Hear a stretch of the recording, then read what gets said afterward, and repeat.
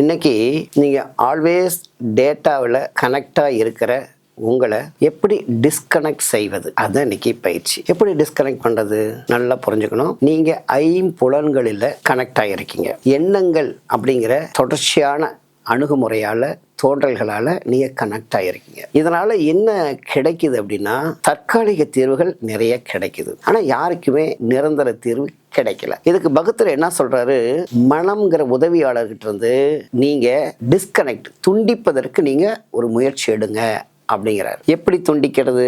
ரொம்ப சிம்பிள்ங்க. எதன் மூலம் நீங்க பாக்குறீங்க? கண்களின் மூலம் பாக்குறீங்க. ஒரு காட்சியை பார்த்த மாத்திரத்துல அடுத்த கணம் கருவிழியோட மையத்துக்கு கவனத்தை கொண்டுட்டு வாங்க. ஒரு விஷயத்தை கேட்ட மாத்திரத்துல காதோட செவிப்பறைக்கு கவனத்தை கொண்டுட்டு வாங்க. ஒரு விஷயத்தை ருசிச்ச மாத்திரத்துல சுவை அரும்புகளோட இடத்துக்கு உங்க கவனத்தை கொண்டுட்டு வாங்க. படு தொடு உணர்வு எந்த இடத்துல நீங்க அதை உணர்றீங்களோ அந்த இடத்துக்கு நீங்க கவனத்தை கொண்டுட்டு வாங்க. இந்த மாதிரி எங்கெங்கெல்லாம் நீங்க தொடர்ச்சியான ஒரு இணைப்புல இருக்கீங்களோ அதற்குண்டான பொறுப்பாக திகழ்கின்ற அந்த புலனோட மையத்துக்கு நீங்க கவனத்தை கொண்டுட்டு வந்து சற்றே ஒரு சில நொடிகளை கவனிச்சுட்டு அடுத்த இடத்துக்கு போங்க. உங்களுக்குள்ள ஒரு டிஸ்கனெக்ட் தானா நடக்கும். இது எந்த அளவுக்கு உங்க அர்ப்பணிப்பு திறன் ஆழமா இருக்குதோ அந்த அளவிற்கு உங்களுக்கு பலனை கொடுக்கும் என்று கூறிக்கொண்டு விடைபெறுகிறேன்.